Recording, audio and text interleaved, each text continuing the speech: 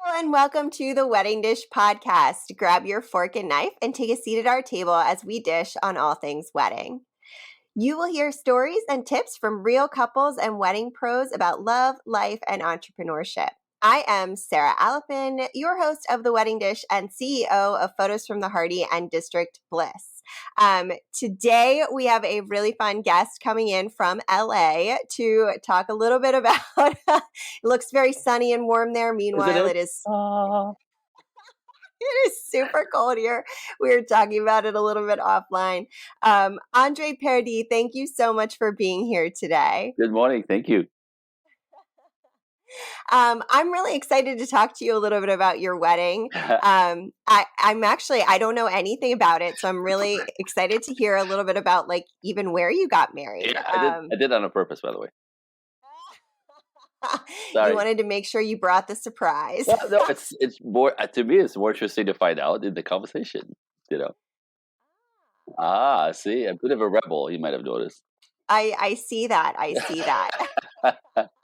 You're a little bit of a fly by the seat of the pants person too, which is that's my way of rolling. Beautiful. That works.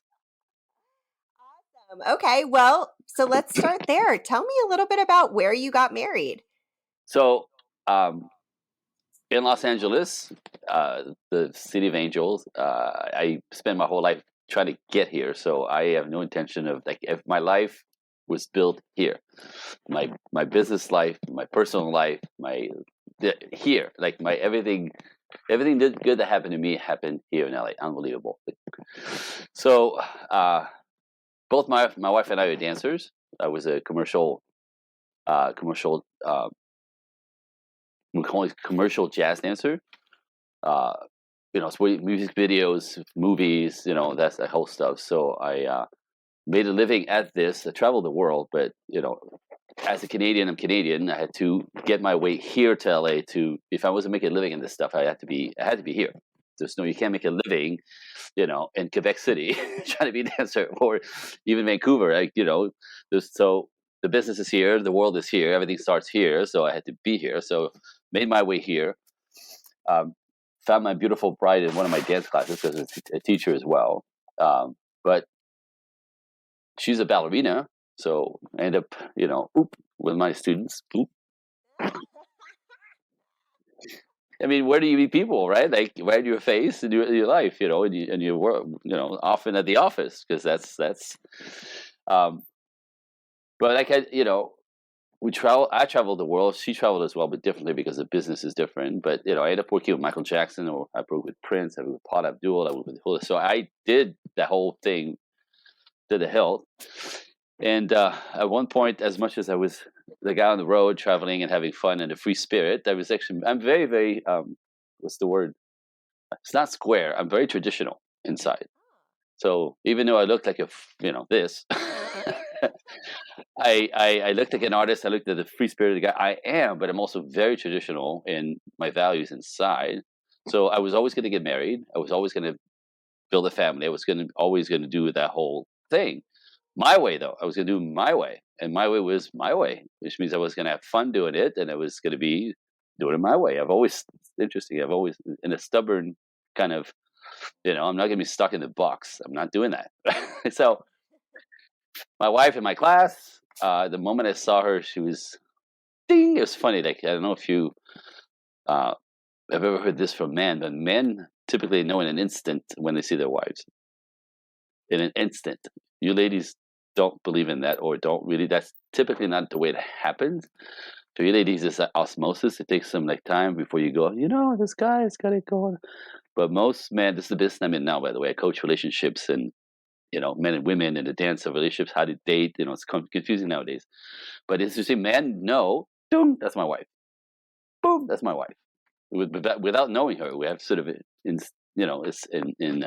intuition about this. Anyway, she walks into my class. Boom, that's my wife. Like in the movies. I'm surrounded with 45 beautiful women, young women, all day long. Looking. Actually, the radar was up. When I got off the road, after doing the road life, I was looking for my girl. Radar up, doop, doop, boop, boop, boop, all the time, boop, boop, in every class. Doop, boop. Are you my wife? Are you my wife? Is this my wife? Nope, nope, nope, nope, nope. She walks in, cooked. Anyway, cooked. So within about a year and a half, I proposed. I did like in the movies. It's funny because we live in the land of movies, you could do anything like a movie. You know That's what I mean? true. It's really, really fun. Like living here is this opportunity. Like you have all the landmarks and all the places, and so on a Friday afternoon, Friday evening, I took her for dinner in my little car, and I said, "We'll just boot around after dinner." But I'm silly because I kind of liquored her up with wine, at dinner. So she gets in the car and passes out. I'm trying to propose, and she's asleep in my car. I'm like, damn, I failed. You know better. 2 glasses of wine, and she's out. What are you doing? I mean, so the next weekend, same setup. She has no idea. So a little earlier, no wine. So we did this the pretext of hiking. So we woke up on Mulholland Drive, which is famous. Mulholland Drive drives, it's the top of the hills right above LA the whole way across the valley. So I drive to one of the peak, the beginning of Mulholland Drive that actually looks at the city, downtown, the Griffith, not Griffith Park. You see Griffith Park, but you um, blank, I'm blanking. It's Southside Theater. We're famous for it. I don't know him blanking. Not the Uh, Hollywood Bowl. yes, the Hollywood Bowl. Duh. Thank you. So the peak of where we were, the peak of Mulholland, where it starts, Hollywood Bowl is right below. The Hollywood signs on your left, and the city, the 101 freeway, all the way to downtown. It's freaking beautiful. So and the pretense is just walking around, and sure enough, as we got on top, there's a parking lot, and you walk up a trail, and you're in the hills, But there was a walk to the tip. There's a bench. She's sitting, looking at the view, and then I went at one knee. So it was like in front of the entire world and God, will you be my wife? And I know that was the moment, but I could like in the movies. It was, but again, we're set up for that here. So that was the That's moment. true. That was the moment. Uh, and but then the wedding planning, that was interesting. You're not gonna like what I want to say about all this, by the way. But it's like I'm a man, and the whole experience was really weird. It was It really is a weird. weird experience. You're Really weird. absolutely correct. But I didn't expect that, So from the moment we set the date, like my wife turned into another woman on some level. like the planning for the perfect day. My God, what it does to you ladies, It's a lot of pressure.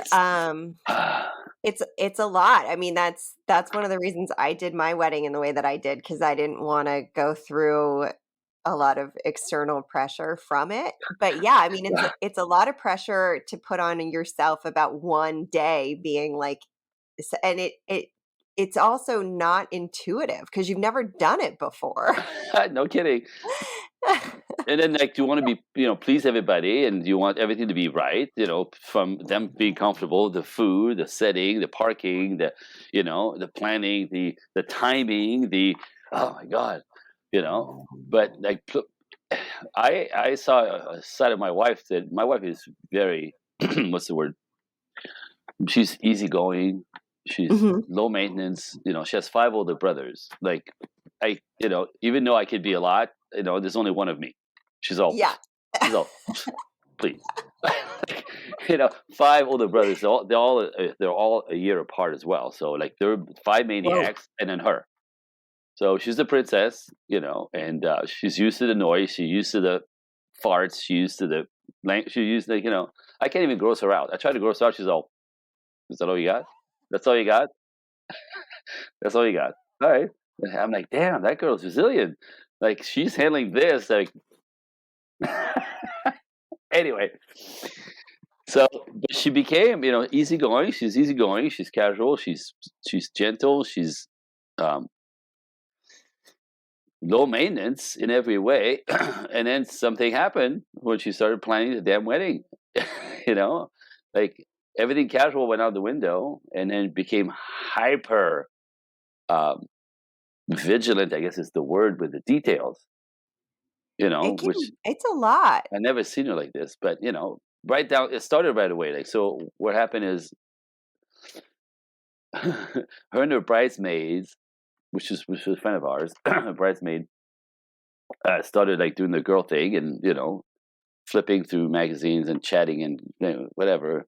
Okay, that's all good. And then I work at the time when I got off the road. I started a regular. I opened a car business in Los Angeles, so I'm working in my business. And again, I do my own thing. It's me again, and but those are like, when you own the business, you're the owner. Everything's on you. Like, so the hours are longer a lot of times, and and I was working on Saturdays in those days. So the shop was open on Saturdays. So I get Sunday off, and the last little bits of Saturdays, right, Saturday afternoon. But all of a sudden, oh, we're shopping for the wedding, right? But that nobody kind of asked me. They just sort of like, you have to meet us there, and we have to look at this, and we have to meet us there. Have to this. So all of a sudden, I'm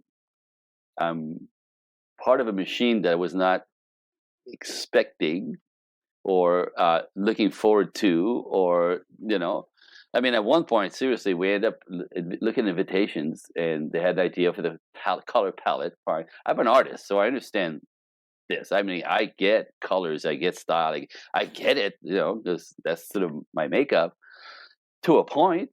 To a point. Because did you know? By the way, there's like 19 shades of lilac. Did you know that? I didn't know that. That was too much. That was way too much. No, seriously. Then you have to figure out which, like the theme first, and then oh my God. Okay, that was one. And then it went into like every detail of this thing, right? Like every detail was this avalanche of details. So one weekend ruined shopping around for stuff that I don't understand. That 19 shades of lilac. I mean, I don't pick one. I you like lilac? I took that one. Like whatever, like done, right? But no, because the thing is got to match this, and the flowers are going to be a little darker. Okay, one weekend ruined, 2 weekend ruined, being dragged around and looking at things that I've just very little interest. Really, I mean, it's too much detail. It's just way too much. And so by the third weekend, when I'm told where to go to meet, and I said, if there's going to be a wedding, this has to stop now. Which is a terrible thing to say to your bride, right? If there's going to be a wedding, this has to stop. This is killing me. Like, none of this really is working for me. You know what I mean? And I need to recover. Like, I'm enough, right? So she got all big-eyed, and they looked at each other like, well, like, figure you want to be part of this. I go, I'll be part of the big stuff. The caterer, sure, testing the food. The cake, it's cake. You know what I mean? But yeah, I'll take a look, right? So give me the big stuff, but no more lilac, and no more color, and no more centerpiece. And please, you're killing me, right? Like, like no more tasting. 16 different caterers just in case, for the price. Oh, come on. Anyway, so, but they, I have to say, my wife being easygoing, sure, when you know what, fair enough. We'll have fun doing it, and they did. So, I literally just was there for the food, the cake. One more thing, I've said that obviously the location. Location was important because that's a big deal, right? So logistically for me, parking and all that, that to me that was a big deal. So we're both Catholic, but in the Catholic Church, I don't know if you know this, the Catholic Church will not allow you to get married anywhere but inside the church. It's not. It's illegal. I'm like, well, I don't care. So, like, no, like that was, we live in paradise, for God's sakes, right? So here, what's really popular here is outdoor wedding. That's some shit, right? That's and caterers and companies that do this know how to do this. Like, they know how to make, So sure enough, we had to find a priest who's a rebel himself who would like do it outside the church. So found the guy, and so we actually were married. It's called Orchid Ranch, which is in the North Valley of Los Angeles, and it's a it's an orange grove. So it's this kind of set up for so Orange Grove, but they have this whole front section, almost like a farmer's market slash wedding venue. So you walk around the corner, and there's this clearing opens up, and they have the white arches, and then the flowers and the thing, and the chairs, the little white chairs in the grass and the woods, and the orchid. Come on, Oh, that that's perfect. that was like okay. So that's the LA style wedding type thing. So that's what we did. But yeah, I was very little involved in any of that. Did that cause a strain on your relationship or okay? Not at all. Because Not at all. Like I said, for the second, they actually thought, as a woman, they assumed I'd be all into it somehow because they were so into it, you know, until I said, I can't. Like, this is going to, I don't, if you keep doing this, there's going to be no wedding because I'm going to be angry, all the time. Like, I can't do this. I don't want to do this. It's not fun for me. You're killing me, And so, yeah, no, they both surprised because they didn't see that coming, and then completely respected it, and pulled me in for the ones that they knew were important. So I actually really appreciated that.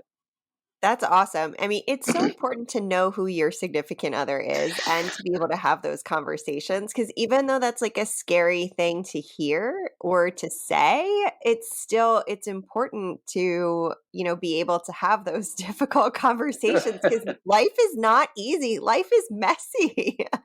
And I mean, if you can't have those conversations before this, after the wedding, Houston, you're gonna have a problem. Because now you're not going anywhere, and you haven't learned to do that. That's not even cute, right? That's so. I think right from the get go, those are like that's basically almost a test of your life together, of your lives together. Like this is how I roll. This is how I roll. Oh, Yeah, I that's mean, new. and it's great. I'm sure she actually had more fun than going and doing it with someone who was enjoying. I promise you. I promise they love the getting in the car and looking and touching every single thing, And how did that go with the? How'd that go with the? When you register, you have to go to all the stores and register all this stuff, and like these two were like in heaven, you know.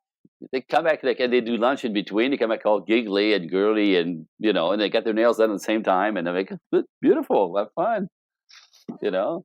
I was sitting by the pool. Thank you.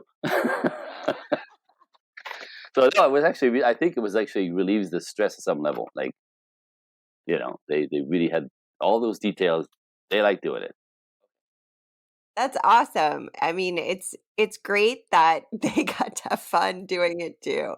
I'm really glad that, it's obviously as a relationship coach, the importance of communication and taking care of yourself in your relationship helps take care of the relationship. Straight up, but boundaries. You know what I mean? Boundaries, personal boundaries, like boundaries. Like I don't want to do this. This doesn't work for me.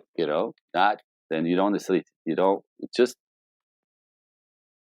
boundaries. Like I don't want to like it's gentle, just a matter of fact type thing. There's no need to. I think people get rough when they feel they've not been heard, so they have to push. You know what I mean? But like what I see all the time, is that people get in trouble in the relationships because they either have poor boundaries here and there and everywhere. We're all guilty of that at some level. But the worst thing I see that the common the common derailment comes from having expectations of people. You expect them to treat you a certain way. You expect them to talk to you a certain way. You expect them to do this. You expect them to do that. You expect them to do it your way. You expect them to understand. You expect them to expect. We constantly expect things of people, but we don't tell them our expectations. And there's psychologically this interesting thing about that we don't tell our expectations because we're actually afraid that if we tell them and they don't meet them or laugh in your face, that you'll be crushed. So you don't. You show them the way you want to be treated, and they're supposed to get it, but they don't necessarily. because they're a whole different human being, right? So if your expectations aren't met, which you've never expressed, you get your feelings hurt, or you get bent out of shape, or you get mad, and now you're assuming something about the person who did not meet the expectation that you never spoke about. And now he's a jerk, or she's crazy, or what? And it starts right, like right from the get go. It's a big one. Expectations of I expected him to come shopping with us all the way through. Well, no, never checked in. You know, but my job was to put the boundary. Like, I love you. I'm not doing this. Or I'll do it. Let's do it differently. Let's think of another way because that's too much. Yeah. Oh, Or adjust. I expected him to enjoy doing all of the shopping I and I care expected. about the 19 shades of lilac. And Yeah, honestly, like, you may not care about the 19 shades. That's I and I found that out then. By the way, I didn't know. I didn't know till it was too much. I'm like, what the hell is this? And so maybe she expected me to really be part of all this stuff and making every decision with her, so she wouldn't make a mistake. Because actually, to the feminine, that's the worst thing, right? If it's in your hands, and then I go, what the hell is this? On the wedding day, I just ruined the wedding. Do you know what I mean? So I understand the need for the feminine to, like, make sure that everything is pleasing and pleasant to everyone, but first to me. And that's the pressure, right? Like, everybody, if somebody, if the food's cold, the wedding is ruined. No, no, no, no. Come on, this is, but if it occurs to that way to the feminine, right? Like, it's not perfect, so people would displease, and on my wedding day, it's horrible, and that's enough to ruin her day.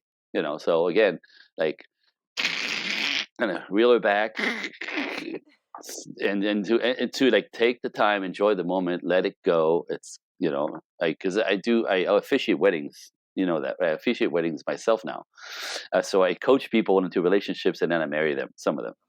Whew, what an honor, and that and is that so cool. that is so cool. You have no idea, like, the biggest honor in the world to be up front, and like, just to work with a couple, and then to put them together, like, officially.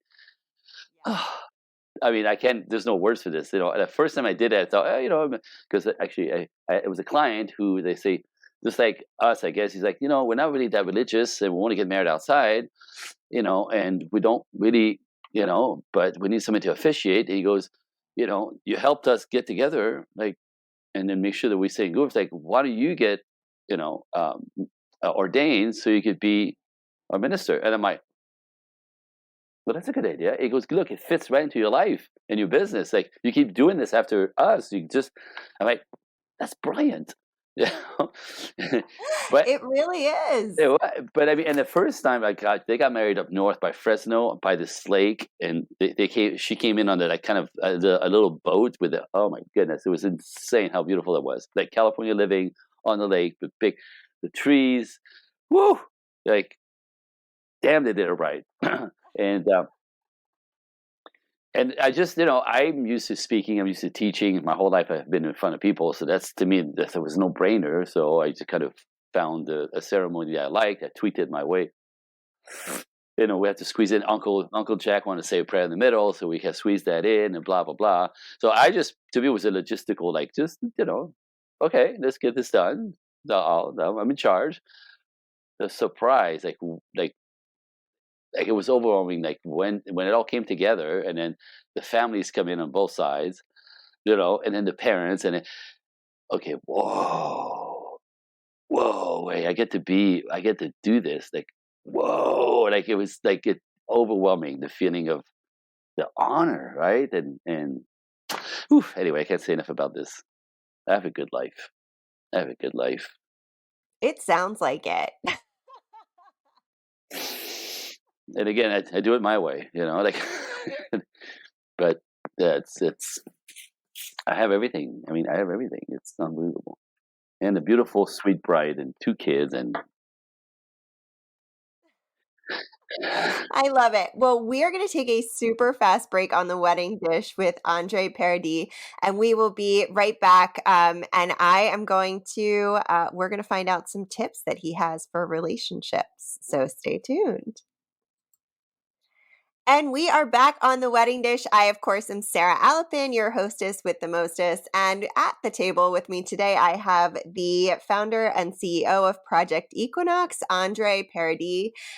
We are talking a little bit about his wedding, but also we're going to dive into a little bit about relationships. Seems So appropriate. Seems it appropriate. does. It does. So, wedding planning is obviously a very high stress time, and it can cause some things to come up that have not come up in your relationship to this Mhm. point. And you know this obviously. And as a relationship coach, what are some things, common mistakes you see in relationships that people make, specifically during high stress times, like something, like wedding planning? Well, things come up, in high stress that don't necessarily, you might not have noticed in your partner till, that kind of level of stress because it gets, we talked about this earlier about how for the feminine especially, the idea of everything being perfect is such a deal. That's why bridezillas exist because literally the avalanche of detail is overwhelming, and just trying to keep up. And if one thing goes wrong, house of cards, And I've seen it. Like, because some, I've done different types of weddings and I've been in a lot of weddings. Uh, Interestingly enough, like I've been to a lot of weddings. Before I got married, I had a friend, and she was Italian, and me and her were just friends because I'm a dancer. So I'm always the guy to be asked to go, as an escort at the wedding because I'm there anyway.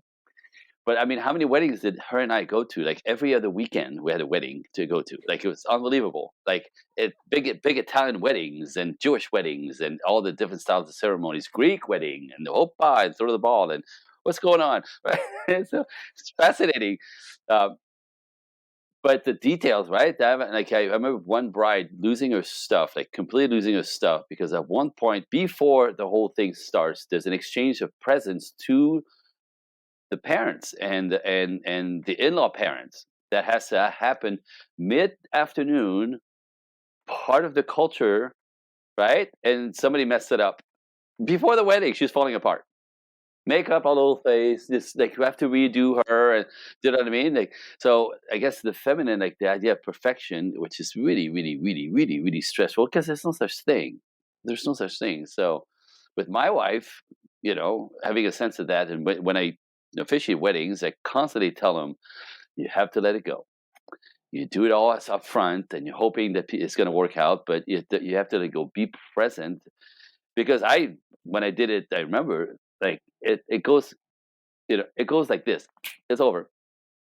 Literally, you get up that morning. Oh my god! Oh my god! Oh my god! You know what I mean? Next thing you know, you find yourself in the car, and then you're in front of people, and then there's music, and it's over. That's it. I mean, it's like a flash in the pan. Like it's such a tornado, and I go enjoy every moment. Sit back and look, take it in. Like your whole families are here, right? Take it. Wait, hold on. Take it in. You're in the wedding gown. Take it in. You're in front of all your loved ones, declaring your life with this person. Take it in. Take it in. Slow down. Slow down. Right. The first dance. Take it in. Look around for a moment, as opposed to like the image of it. It's so. Yeah, don't let it like flash out from under you. But Really take a moment and breathe through the whole thing and be present. I love that. And constantly slow it down for you, in your mind for yourself, like because otherwise, as I've seen it, it's an avalanche of machine gun details, and none of it is fun, and none of for her, like especially for her, like I've seen brides like this, you know what I mean, and hardly even present for the moment when she says I do, because it's only the beginning of the rest of the evening. And anyways, I'm just saying that it could be a kick in the head, and people think it's a beautiful day, the best day it, of my life, and it could be the most stressful day of your life. yes, yeah, having the expectation of it being the best day of your life is a really hard. I mean, how can you even meet that Well, expectation? you You have can. lived like a quarter of your life at that. Seriously. But also, like expectations, right? Or perfection, right? Perfection, which is very much so. something that on a special occasion like this, the feminine is really attached to, but there's no such thing as perfection. You can't. There's no such. It doesn't exist. It's a fantasy. It's like an idea. You can get close to perfection if you do something for 25, 30 years. You'll be really good at it, but you still won't be perfect at it. You become an expert. A wedding one day. You never done this in your life. Yeah, no. So you count on other people who've done it, experts, to make it smooth. But the stacking of the layers of the event unfolding, right? Perfection. So, and it falls back to me into, we talked about like in relationships and getting to know each other in that kind of environment. Like we talked about this a little bit earlier.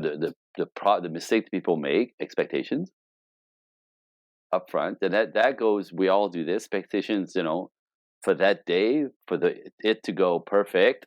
No such thing. You can't even plan today to go the way you planned all the way. Like, just try to plan one day and have it turn out the way you plan it. It ain't gonna work, right? My day, it's 11 in the morning here, and my day hasn't gone as I planned. See? So I mean, right? So it's like you can't even do one like casual day of business to really. So okay, let's get real, right? Let's get real. So expectations, chill, right? Allow for things to go. Don't expect them, but you know, you line it up as well as you can, and then again, it's an assumption about the not met expectation that derails people the most. My wife could have made all kinds of horrible, like she could have made all kinds of meaning about me not wanting to be part of that. You know, the kind of jerk doesn't want to be part of his wedding and pick the colors and thing. And well, the jerk that works 60-hour weeks who needs to recover so he can keep going, and that kind of jerk. Well, that's not a jerk. That's a guy who understands how to keep the machine going for his life. By the way, my life is for her life. You know what I mean? The machine of our lives is for her, the other half of it. So I'm not at the shop and working on what I'm working on just because I want to do it. It's our lives. So, Yeah. So expectation, and then boundaries about stuff. You have to be able to tell your boundaries. You have to be able to set your boundaries gently. If you do this, I'll do this. I don't like when you do this. I love when you do this. This works for me. This doesn't work for me. More of this, less of that. And that's the big one, right? People are like, how do you negotiate? How do you negotiate your wants and needs respectfully? That's another one. That's the big one that I see, right? People don't know how to negotiate their wants and needs respectfully. The respectful part is essential for both men and women, but I need to say this, especially with men. For the way we're wired, if you're gonna make me push on me or like kind of decide for me, or right, instant reaction, and even if you're right, you don't get the reaction you want. I'm gonna push back. If you push, I push back. It's the instinctual warrior in men. Women forget that sometimes. We're warriors and fighters at heart. So we'll protect you, and we're actually built to protect you. But if you turn on me and then attack me, whether it's just the words, a push, a lean, that if you lean on me, the instinct is to push back on my girl. Wait, I don't want to push back on why are you pushing on me? You know what I mean? So it's interesting that little reflex, right? God gets a lot of people in trouble in relationships because she just wants it done this way. And sometimes you approach him disrespectfully, like his mother. You're going to tell him, you're going to make him, you're going to get mad at it, you're going to force, because you asked 3 times, it seems such a whatever, right? There's a bunch of little ways that happens. What happens in the next second is he pushes back, he yells, he's mad, and he leaves. Right? And you go, what kind of a jerk am I associated with? Right? Like, ooh, don't push. Like, so that's one of those, like the respect bit, right? The same with the ladies, but see, interesting, get this. So we both want to be cherished and respected, right? People say like, I want to be loved and respected. Everyone wants to be loved and respected. However, they occur backwards for men and women. So a man cannot love you unless he feels respected by you. He can't fall in love with you unless he feels respected by you. Respected means you know who he is. You don't try to change him. You know what I mean? You get him. That's simple, right? Seen and heard, yeah. Right. So, but if you try to change him from the get go, if you don't get him, if you make fun of the hobbies that he has, if you think that's stupid because you don't make sense, doesn't work for you, he feels like you don't get him. You will try to change him. You know what I mean? And he can't hitch his wagon onto you. He can't do it. He won't do it. Do you know what I mean? So if he doesn't feel respected for who he is, on a big scale, he can't. He won't be able to cherish you, fall in love with you. He can't. Like he can't be himself in that. She doesn't get me. That's what they say. She doesn't get me. I have to let her go. My life is going to be hell, right? That's the assumption. It's true. So when you respect a man, that's actually how he can fall in love with you. So you have to respect the man first. I hate to say it, but that's just factual. That's not my opinion. It's just really what it is. There's a lot of data on this. That's my work. When you respect a man, he feels cherished. Interesting. And that's how he could actually now cherish you, right? And when a woman is cherished, she feels respected. Oh, look at that. You see it? Okay, so You see you're it? saying when a man is respected, then they can cherish a woman, and Yes. when a woman is cherished, Cherish, she can respect her man. You can't respect the guy that doesn't love you or respect you. You can't respect them, right? You can't. that's true. I would not. You can't, right? So we both want both, but they come backwards. You have to respect a man first for him to cherish you. When he cherishes you, you feel cherished. Now you can respect him. And as you respect him for cherishing you, he feels cherished, and respected. So he cherishes you more. And this is the up funnel, right? This is upward. We both need both, but backwards. This is huge, right? People are not aware of this. And again, if you're going to lean on him, if you're going to push him and try to correct him, make him do anything, by the way, the smallest thing. If you lean on him, you're going to trigger the beast. And the loving guy who's happy to cherish you and keep you comfortable and happy, and his girl turns into the cold rock. Now you're feeling resistance and even pushback on you. Even if you're right, by the way, it's not even the thing. You can be completely right about what you're asking. It's how you approach it that makes the difference. If you're disrespectful about it, you get the wall, you get the push, and you think you have a jerk. Interesting. Same person, two different reactions, right? Two sides of the coins. Same with the ladies, right? You could turn her beautiful, loving. I could turn my wife into a complete mess if I change everything that I do with her.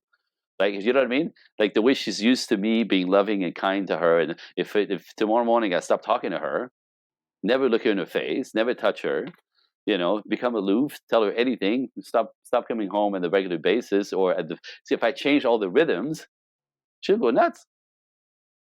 You know what I yeah, mean? changing, like especially when you've had an established relationship Yeah. and pattern in your relationship, changing that can really throw Yeah. someone So for a loop. my loving wife could turn into a beast. The flip side of the coin, right? So what happens to man is a kind, loving man. It, if you bring out the worst in him, and this is when things get weird, right? So this is part of my work. Like how do you communicate your wants and needs? How do you negotiate those things respectfully, so that everybody actually like there's no pushing. There's like, oh, when you do this, this is what happens to me. I don't like it. Can we do it another way? That's well, I don't understand. When you do this, that's what happens to me. I don't like it. I'm uncomfortable with it. Well, like, so what should I do? Like, he'll ask you, or he'll figure it out. Like, you know what I mean? That's how you approach a man. Not, I'm sick of your shit. I don't like that.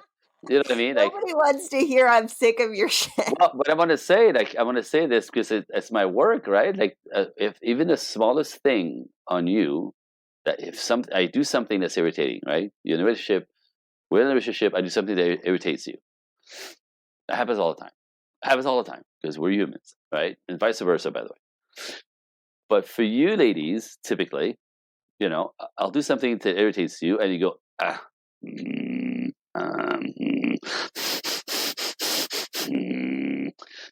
right? But then, it's not worth fighting for or about, right? I'm okay. Just blow it off, it's fine, and then you take the dog for a walk or whatever, and then within an hour, you're like, okay, just let it go, you're fine. So you think. So you think. Now, I don't even know something happened, by the way, which is unfair. Because if you don't tell me, how would I fix it, right? So, but that's how we do it, right? So that same little thing, 2 days later, he does again, and you go,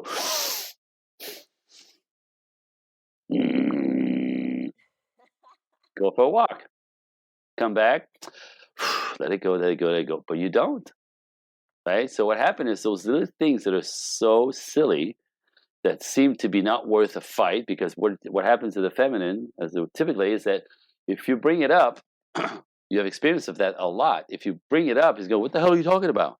And then you can actually start a fight over something that's you're trying to let go. It irritated you, but right. The problem is, again, these start stacking. Yeah, and They that weight can be stack, crushing. right? But get this: this is a terrible mistake that we all make, right? You don't want to stir the crap. So you don't say anything, and you're trying to let it go because it's no big deal, and it's just irritating.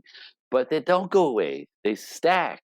And so what happened is those little things that, by the way, he has no clue that it's irritating you, hurting you, bothering you, like making you feel like put in the word here, whatever it is. He has no idea. So how can he stop it, right? But to you, so obvious, seemingly, right? Anyway, so they stack, and this is what happens. This is what I said earlier. The problem is, like, at one point, that one little thing, and it could be a variety of similar little things, they just pile up. It could be 12 different things all the time. You know what I mean? Right? And then one time, you're tired, you're cranky, you're on your whatever, right? And he does that little thing that he has no idea, boom, there's a bomb.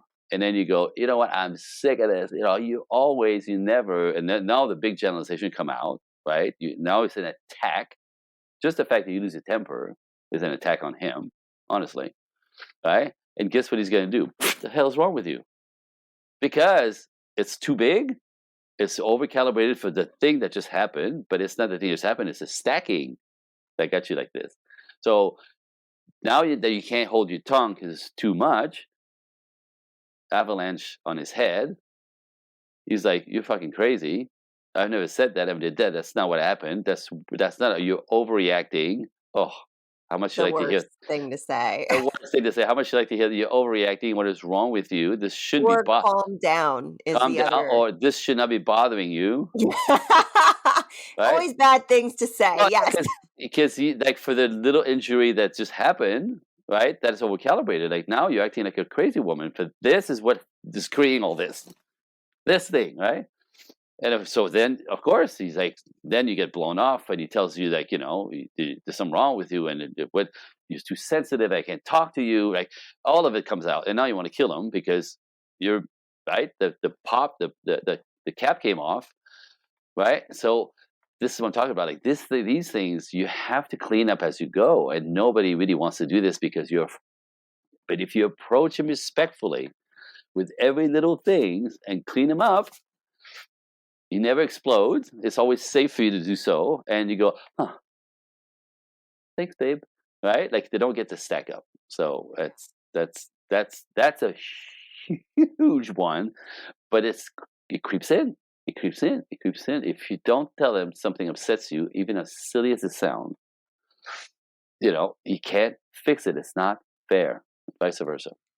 Yeah, It's not fair. communication and not allowing things to build like that is very important in a relationship, and even in work In stuff every too. relationship, every work, Yeah. every relationship, your kids, your boss, your coworkers, your peers, like, and then the big one, your husband or wife or boyfriend, like, because you have all the logistics of what could go wrong. Plus, we put love on top of it, so expectations are higher, emotions are higher, right? You should know is higher. She should know better. Like all. So we just the love relationships are like up here when dynamics at work will be less heart driven, less, and like emotionally driven. That big. Interesting. Yeah. But it's a really easy way to do this. You have to be vigilant. And I love when people say, you always hear this, right? It's all about communication. It's all about communication. Well, of course, it's all about communication. But people think they're communicating, and this is the next thing that I see that derails couples. Because, like you and I'm looking at you. We're speaking English. Mm-hmm. You listen and hear the words that I'm saying, so we're communicating. Mm-hmm. Communication is not the words, right? It's not the words. It's if you're not getting the result that you want, and you think you're communicating, but you're not getting the result that you want, you're not. You're missing the boat somewhere, because men and women speak differently. That one is huge as well. It's because men and women speak differently. We listen differently, and the filters in which we do so changes the meaning of what I just heard. So you can say the words, but I'll pick something up that you didn't say, and vice versa. So Yeah. that's like enormous in the derailing of, not understanding each other. Like, get this, I'm gonna give you an example, right? It makes guys' heads explode when I teach this, right? Because you ladies don't really realize what you're doing. You know exactly what you're doing, but you don't realize that we don't know what the hell's going on, because to you it's so obvious, and vice versa, by the way. So get this, my wife. So I go, babe, you want to go to movies tonight? She goes, oh, yeah. I'm like, great, let me make a plan. And then she's mad. But what the hell? What do you mean? I said, you said yes. And all the girlfriends that watched this, if there was an audience, all thinking, what the fuck is wrong with this guy? She said, yeah, it's a no. The hesitation, the tone, the squeak, yeah, that's a no. Now, she thinks she said no. They all heard that she said no. And I'm making a plan. And they're like, the hell is it? That guy's an idiot. What I heard is, yes. I didn't hear the, like, we have no brain for details and tones. What ladies say this all the time. It's not what you said, it's the way you said it. We're completely deaf to those things. So we'll hurt your feelings with tone because we don't hear tone. We don't. We go for the. Now, my wife used to get hurt. She goes, you can tell me this, but it's the way you say it. I'm like, babe, I'm upset. Right? I'm upset. Will come out like this. Right? I can't send you flowers when I'm pissed. Now, I'm not going to yell at you, but there'll be that pace to it, right? And just that pace will hurt her feelings. Well, how can I help that? I'm frustrated. So you're going to hear frustration, right? But tone, energy coming at you, like to the feminist, always like crushing. We don't know. We don't. We can't. We have no radar for this, right? So you think you're communicating with your tones, innuendos, hints, and we're waiting. We actually listen to the words, and it gets us in trouble all the time. We think we're communicating. If it's not happening on the other side, somebody gets upset. You're not.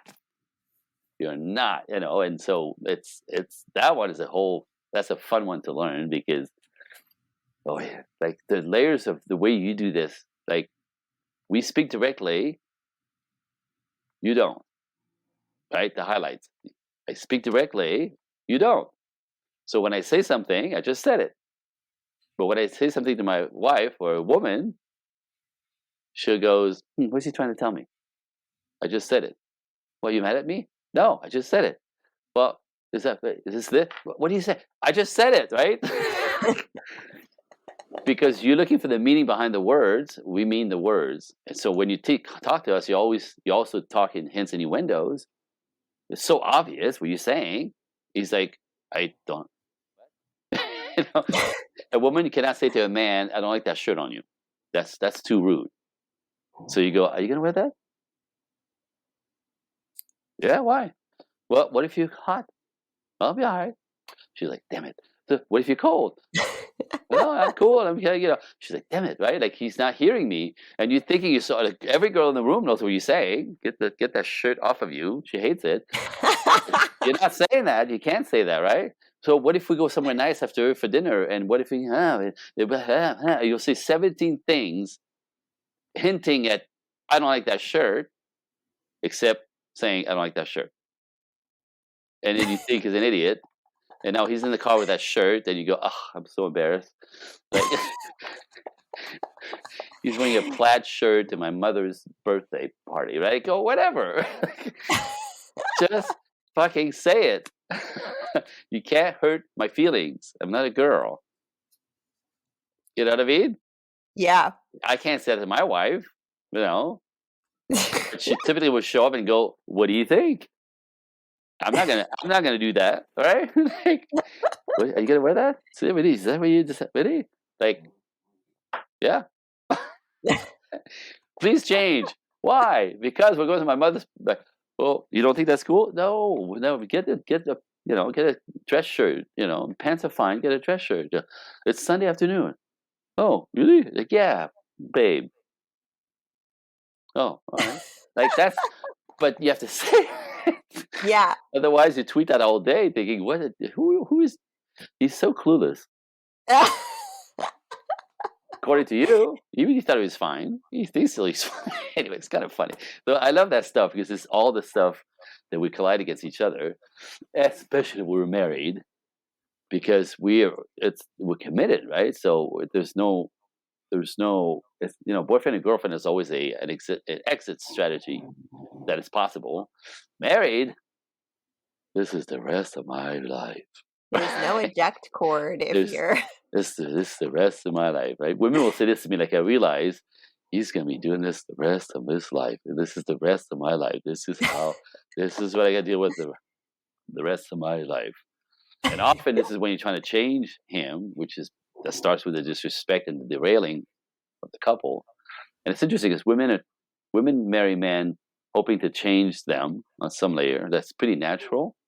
It's a terrible idea, so don't think you can, because Yeah, you're never gonna change somebody's well, personality. the men will change, if they know, if you approach them respectfully, and if they care for you and it's for your comfort, for your, you know what I mean. I'm not comfortable makes me feel like, oh, they'll adjust. They'll actually will change, not their personality. That's, you Yeah, know what I mean. like, But they'll habits. they'll change their habits. They'll actually adjust for you. Absolutely. That loving man, if he loves you, he will. If he doesn't, if you approach him respectfully, he doesn't. You have a problem, because now you have a narcissist, and this is the rest of your life. Then you can say, "Oh shit, this is the rest of my own life." This dude, right? So women typically have, you know, marry the guy who she hopes she could change or make act right. Bad idea. Men marry women hoping she won't change ever. Stay the way that she is, and lovely and pretty and youthful and thin, and you know like treat him the way she treats him at that time, when the energy is good, instead of what he sees her doing, her mother do with her father. You know what I mean? Women, it's funny, right?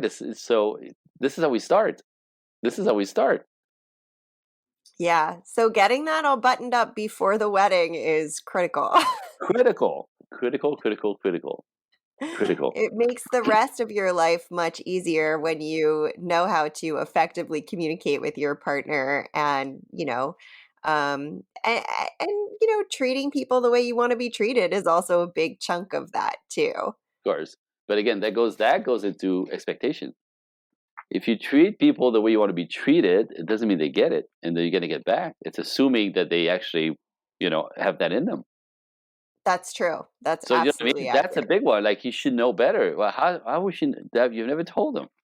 Yeah, if You know you what I you mean? can't expect somebody to know how to treat you teach people how to treat you. Absolutely. And it goes back to communication, boundary setting, negotiating wants and needs. I don't like Yeah, this. I like this. I don't like when you do this. I love when you do this. More of this, less of that. Not comfortable with this, comfortable with that.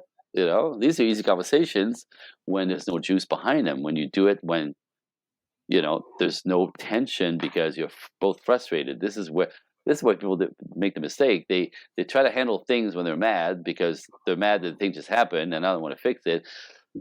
Houston, we have a problem. That's not that's not the energy you bring to an exchange, a negotiation. It's not. It's a disaster. In yeah, the making. Like, it's just, I always say you have to be neutral, right? yes, You get elevated, you go, hold on, time out. Let me just, de-escalate. de-escalate. go for a walk, go for a drive, go to the park, go for whatever, right? Just like both of you, just boop, come back, and you, Mike. The question I teach couples: are you neutral? I'm neutral. Are you neutral? Can we talk? Yeah, no, not yet. I'm not there yet. Okay, half an hour. And You know what I mean? Neutral. yeah, Otherwise, the tone will come out. The anxiety will come out. You never, you always. I'm always, I never. It's always. No, there's no such thing as never and always, right? yeah, You can't start. Anyway, I'm preaching yeah. now. Preach, preach. Well, I'm really glad that you were able to join me today on the wedding dish and share all of this insight into relationships and really, give us some concrete examples as well. Where can people find you online? Okay, so my website is, well, actually, I have a gift for your listener. It is my cat. By the way, expectations, I expect him to do this every time I get on the Zoom call. He That's does. yeah. He does. Like I know at one I point I'm gonna get the tail in the face. Yeah, I expect my dog to snore audibly, and often you can hear it. He's laying over here, just a little They, snorosaurus. oh, oh, dwarfs. Yeah, these are like life expectations, but we do this people anyway. I have a gift for you listeners. So if it's a landing page that I created, if you go to André Group Coaching, it takes you to my calendar. And if anybody's curious about what I do, like what I teach, and how I help couples, you just go there, book an hour. There's a VIP call, like time is a slot for an hour. It takes usually an hour and 15 because people have questions. It's not natural. And it's called a digging into, like, what is it that's not working in your life? What is it that you want? What's the dream? And see, I can help you get there. So it's an introduction to my work, but it's a deep dive into your life. I like that call because it's really powerful, regardless if anybody continues or wants to work with me. But because we go back in about 20 minutes, we go right into like what makes you tick.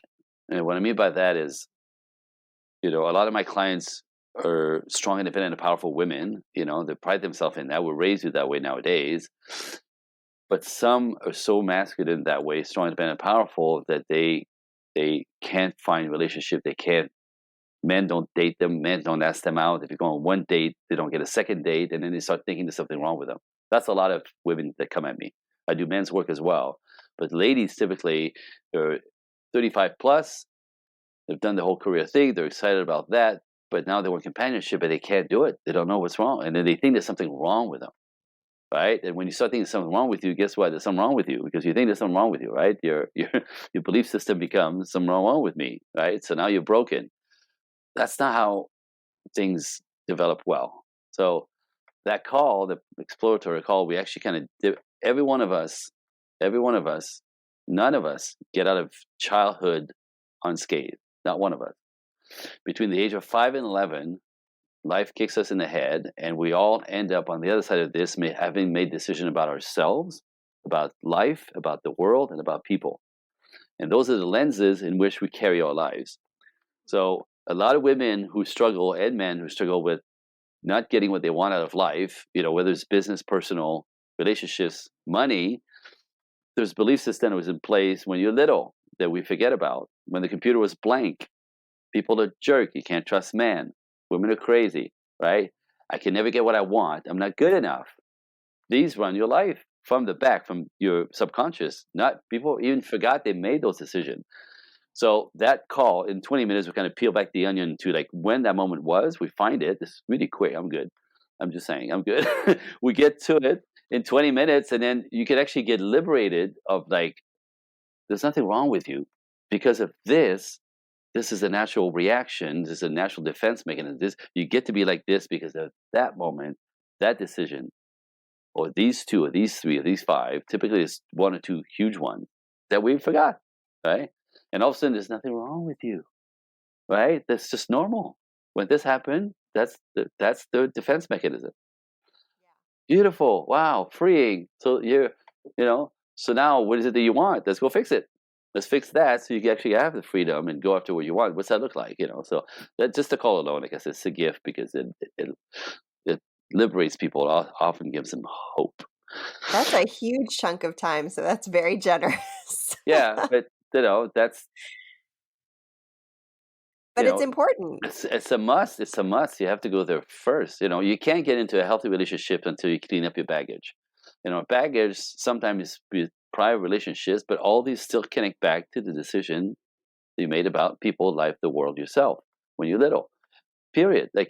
So it's easy to unpack really and the moment you get it. Okay, let's create different habits. Let's just think differently. Let that thought go. You were 7 years old. Wow. And it seems silly, right? When people get there, it seems silly. Like my whole life, this is what's been running me. I can't trust men. Wow. Just because my dad, wow. Is that true? Right? Go back to it. And then you check, like as a grown up, is it true? Well, I can trust him, but that's not all.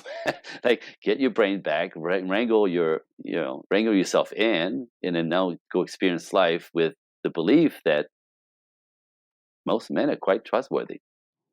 Yeah, that's huge. That's huge, right? Like so, that's a whole different future.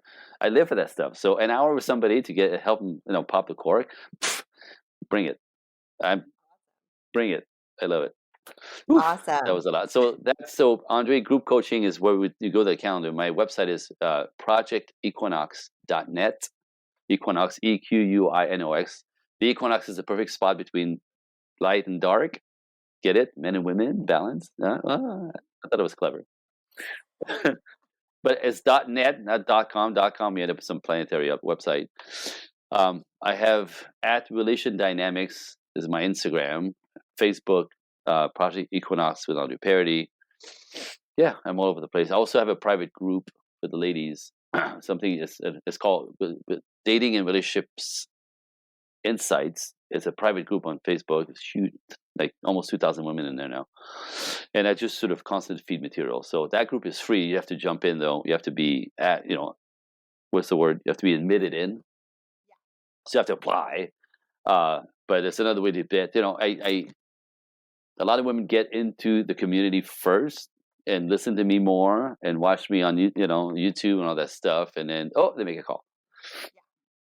So there's a bunch of ways. With the website, you can spend the afternoon on the website. There's videos and blogs, and there's a lot of podcasts. I do a podcast actually in Toronto with Dr. Vibe, and it's a men and masculinity podcast. So it's men talking men stuff, relationship stuff, man on man.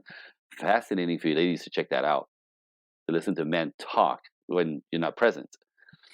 I'm just saying. So like you can spend the afternoon on the site and just playing around and see Awesome. what I'm And up to. we'll, of course, link out to that on our show notes and everything. Amazing. I love it. Well, I really appreciate you being here, Andre. It was such My a pleasure. cool, some really interesting insights. You know what's funny? And I saw your eyes go up. I'm sorry I'm interrupting, but I said something and you went like, and when I see you, people process and they go yep. like, okay, that explains. It's anyways. That was fun to watch you process. Like I think 5 times that you did. Yeah. Probably. Yeah, and I have one of those faces where you Yep. can read everything I'm thinking on my face. It's Yep. very obvious. I think it might be a redheaded thing, but I'm not positive. So it was fun to watch you process. Is what I'm saying. It was cool. I love it. I love it. Well, thank you so much for joining me today on The Wedding Dish. While you are looking up Andre and Project Equinox, you can swing over to theweddingdishpodcast.com. You'll have show notes there with all the links to get on Andre's calendar and book that call, the 1 hour call with him. And then you can find us on Instagram over at The Wedding Dish Podcast. And don't forget to follow, rate, and review The Wedding Dish on your preferred podcast platform. Until next week, catch y'all later.